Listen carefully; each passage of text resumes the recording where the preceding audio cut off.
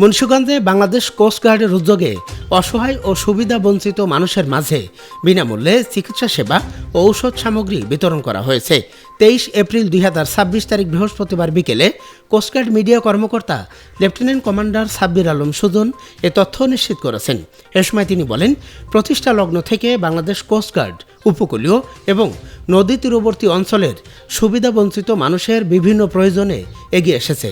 দুস্থ ও নিম্ন আয়ের মানুষদের বিভিন্ন সময় মেডিকেল ক্যাম্পেইনের মাধ্যমে বিনামূল্যে চিকিৎসা সেবা প্রদান করে আসছে কোস্টগার্ড।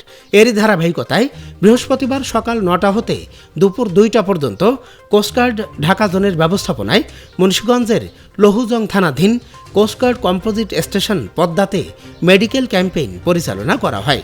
উক্ত মেডিকেল ক্যাম্পেইনে 413 জন অসহায় গরিব দুস্থ ও শিশুদের বিনামূল্যে চিকিৎসা সেবা ও ঔষধ সামগ্রী প্রদান করা হয়।